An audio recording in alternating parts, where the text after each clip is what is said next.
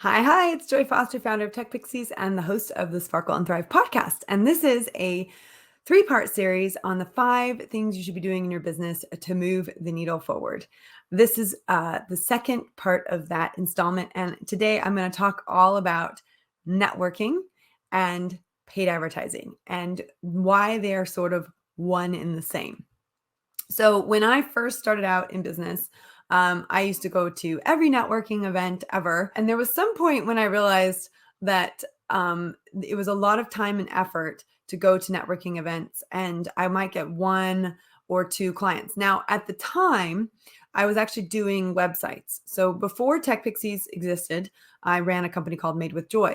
And Made with Joy was a company that used to build websites. And we could only handle, let's say, 2 or 3 website builds at a time because of the way that we built the businesses, built the business and delivered the websites. So really, all I needed to do if I needed new clients was do 1 or 2 or 3 networking events, and then I would collect enough people that I would have follow-up conversations with, put a proposal to, and then I'd be busy for a good month or 2, and then I'd go back out and do that.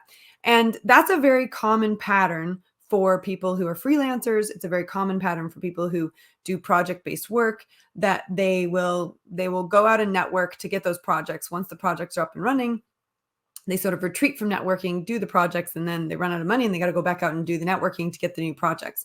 Or their reputation precedes them and they get recommended to people, and then they're doing proposals off the back of that, and they don't even do networking or social media because everyone's recommending them to everybody, and they don't even have time to breathe, which also happened to us as well.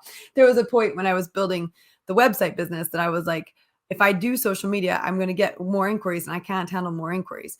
And I didn't have the knowledge that I have now about building business or running business to change things and make it better. So I didn't know what I didn't know. So I was just overwhelmed, and I thought, well, I'm just not even going to do social media because we've got so much business. I'm just going to deal with the business. But there was a part of me that fell out of love with building websites. And I had a business partner, and he was the main person that was doing the websites. And we weren't charging enough for what we were doing. And it just got to a place where it was like, it wasn't fun anymore. And we weren't enjoying it as much as we were when we first started. And we knew that if we wanted to professionalize and make the bigger websites, we would have to sort of step up our game. And that's not something we wanted to do. I wanted to step up my game, but not in something that I wasn't excited about. So we decided that we would focus on TechPixies instead and try and build an online training company that served women all over the UK, which we successfully did. But he left after a while. He built the website, and then he moved on and did other really cool things. But that was the point when I sort of was on my own with TechPixies. And what we started to do with TechPixies that was different than what I was doing with website business was I wasn't doing networking in the same way. The product we were selling wasn't as conducive to networking. So like I go to networking, people say, what do you do? We do social media training. Come to an information session and we'll tell you all about it, and then you can join. It didn't translate very well with networking. And however, doing something like building a website or doing social media for someone where you're doing a service for someone, that worked really well with networking. If you sell a product, going to a fair or a fete or, selling at a stall or having a pop-up shop, that's the equivalent of, going and networking in that sense. So I'm not against networking at all. And I think it's very powerful. In fact, what I said to people in my mastermind was, if you're not doing paid advertising, you need to be doing networking. Basically, I said to them, are you creating a piece of social media content every week? Are you emailing your list every single week? That's what I talked about in the last episode. And then the third thing I said is, are you networking? Now, the alternative to networking is paid advertising, because here's what happens when you network, or at least for me, this is what was happening, especially when I wasn't a speaker. So I want you to, there's a big difference between networking and being the person on stage and networking and being the person in the audience. Huge difference. And if you want to get out of being in the audience and you want to get onto the stage, you are going to need to write a book. You're going to need to have a podcast. You're going to have to do something that is significant enough to get you on stage, right? That's the thing. The people that are looking to fill the stages are looking to fill the stages with people who already have audiences. Why? Because they want them to bring their audiences along with them to the event. That's the whole point of having someone who's got clout at an event, is that they bring the clout with them, right? Does that make sense? So here's the deal. Networking is brilliant when you're on the stage and you're telling the story. I have gone into, and I love that kind of networking because you get to talk to everybody at one time. In fact, I've been to a couple events where I know for a fact we got customers off the back of it because I was a speaker at the event.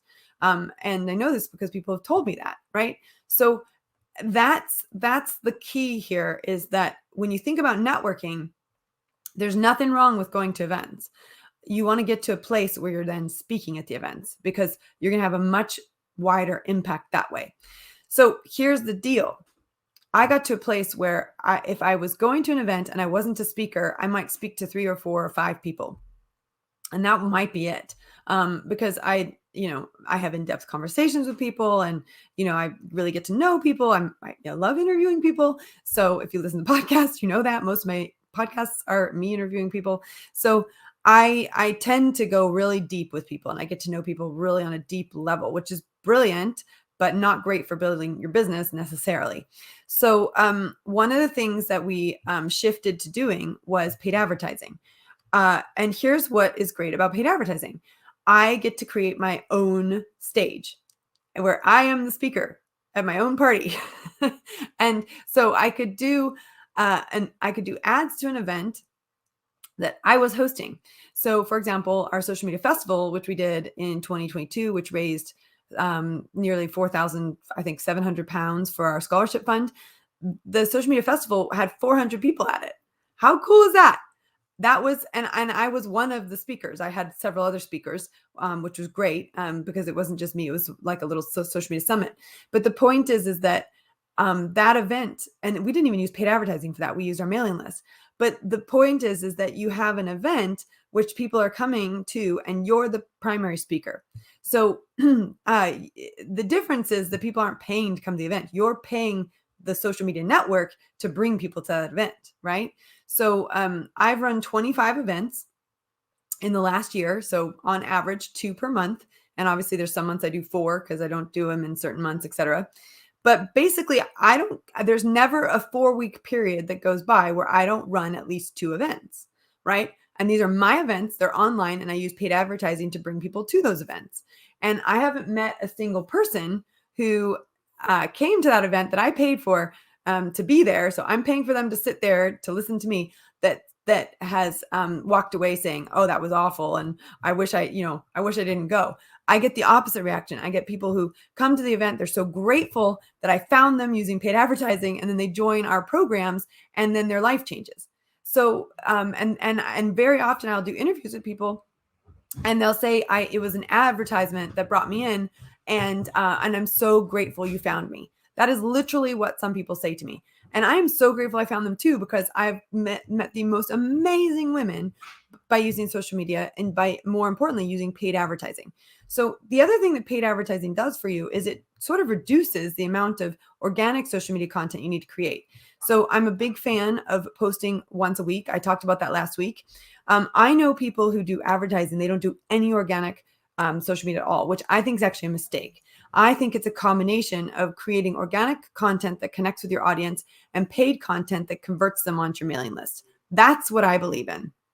And I think those two go really, really, really well together, because as you're converting people on your mailing list with paid advertising, you are also growing your social media following at the same time. But then when they're on your social media feeds, if you're not creating organic content, they won't see it. So it's really important to have that combination of the two things. But basically, I just got to a place where networking was too challenging for me to do, to build a national business. Speaking of which, a national business, if I want to work with people in Scotland, and I love Scotland, it's an 8-hour drive to Scotland for me. If I want to work with people in London, it's a 3-hour drive to London, or a train ride. It's an hour and a half train ride, or a 3-hour bus ride. So It's a plane ride to Scotland, right? It's a plane ride to Northern Ireland. You can't get to Northern Ireland unless you want to swim or take a ferry, by plane. Plane is your next best option. So I wanted to build a national business. So that's really important for what you're also thinking about. What am I trying to build? Am I trying to build a local business or am I trying to build a national business? Here's why I wanted to build a national business. There's only so many people in Oxford that need TechPixies, right? There is a limit to the number of people in Oxford, and most of them are students, right? So there was a part of me that knew that if I just did social media training in Oxford, we would tap out. And I wanted to expand and have the whole country as the possibility for me. Now, long term, I want this to be a global company. We're still focused on making the UK market work for us, and then we can expand beyond the UK market. But there you go. If I want to have clients in Switzerland, I got to go to Switzerland, right? If I want to have clients in America, I got to go to America. Not so if you're doing paid advertising. So that's where I think networking is really powerful. And yes, there's online networking and you can connect with people online. But again, you're talking about these one-on-one interactions, and it's a great way to build a one-on-one business. And there's nothing wrong with building one-on-one business, nothing whatsoever. However, it's very labor intensive, and it will take a long time to get to six figures or beyond. And I also knew something else about myself. I wanted to build a much bigger business. So up until 2017, 18, 19, I was building a business that was between 50 and 100,000 a year. That was sort of where I was sitting with my business. But I wanted to build a business that generated $1 million a year, right? And I wanted a profit margin, and I wanted to take that money and invest it back into the community. And there's all sorts of things that I wanted to do. So I had a big vision for my business. I wasn't trying to build a business that turned over 50 to 100,000 and took care of me. I wanted to build a business that changed women's lives, that covered the whole landscape of the United Kingdom and then globally. And I wanted to build a business financially that created a life-changing environment for me and my family. Now, I'm still on that path. I'm still fighting for that path every day with all of my being. I believe in that path, and I believe that I can help women discover that path for themselves, because I'm still on that discovery journey myself, but I'm way further down that road than I was 8 years ago. So what I want to say to you is the third thing you should be doing in your business, you should be doing networking if you're not doing paid advertising. And you should be thinking about paid advertising if the networking stuff is taking way too much time and you want to build a bigger business than your backyard. That's what I want to say. But the key is that you are connecting with people on a regular basis. So whether it's an event that you're going to or it's an event you're running, one of the things I have on a spreadsheet that my mastermind students have is, did I do a networking event this week? If so, how many? That's one of the questions I ask them. And if they're early on in their business, they're going to be doing a lot of networking.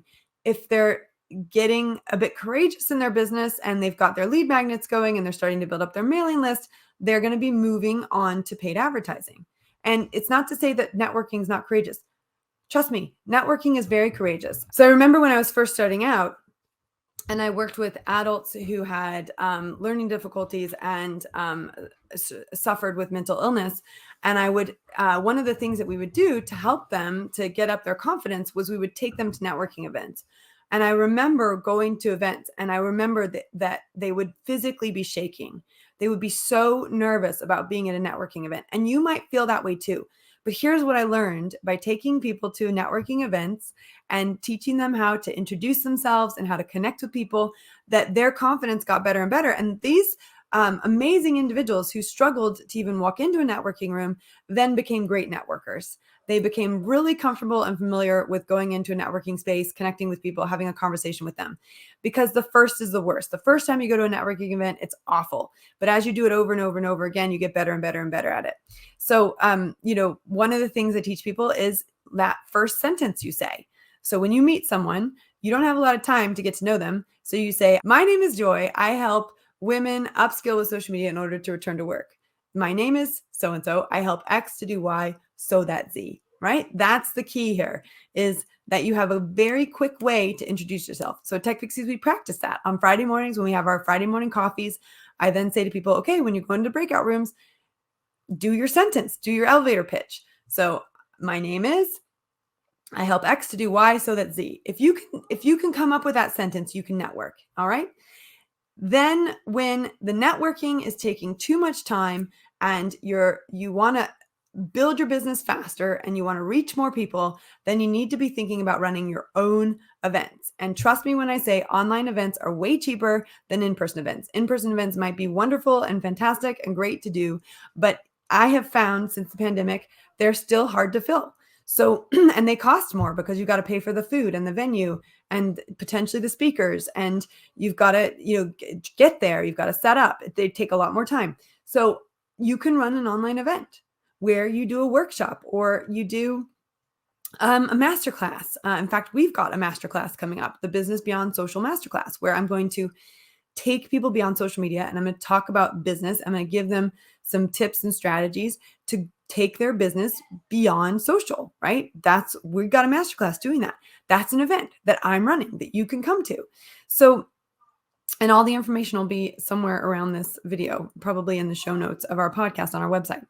But the key here is to know that if you are not doing networking and you are not doing paid advertising and you are not doing social media and you're not doing list building, you will not move that business forward, especially if it's a brand new business that has no reputation and no one knows anything about you.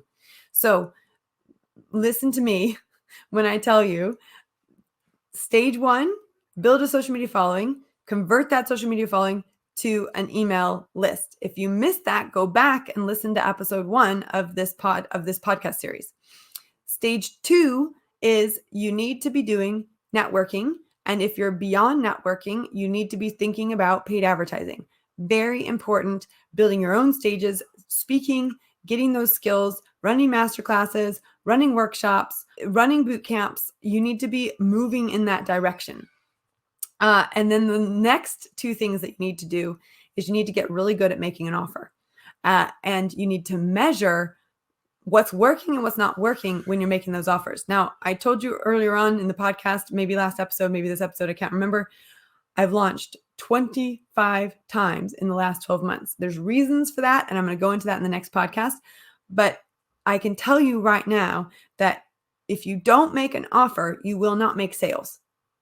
If you don't make an offer, you won't make sales. People are waiting for you to make an offer to them. They're not going to come to you and say, I want to spend money with you. They're waiting for you to say, I have an offer you are just going to love, and it's going to change your life. And I know it because I've seen it change other people's lives. And you need to sign up. And this is how you do it. Step 1, step 2, step 3. Boom, you're in. Let's work together. Let's change your life. So very important that we get into that on the next and final episode of the podcast, the making an offer and then measuring your core KPIs for your business. So I hope you'll join me for that episode. I hope you have some reflection on this episode about whether or not you're going to do networking or paid advertising or a combination of both. And I hope you have a real different understanding of networking from the audience perspective versus the speaker perspective. And hopefully you've lit a little fire as to becoming the speaker rather than just the audience member, so that you can reach more people and change more lives with the amazing product or service that you offer. So tune in to the next episode. And in the meantime, I would love it if you would sign up to our Business Beyond Social Masterclass. I'm super excited to be giving you even more tips than I'm giving you today on the podcast and helping you to move forwards. And of course, a bonus for joining that masterclass is that you will get my actual spreadsheet where I measure all of the key performance indicators in my business, my KPIs. And that you're going to get a spreadsheet that you can fill out so that you can see your business needle moving forward every single week. You cannot improve what you don't measure. So I'm going to talk about that in the next episode. Bye for now.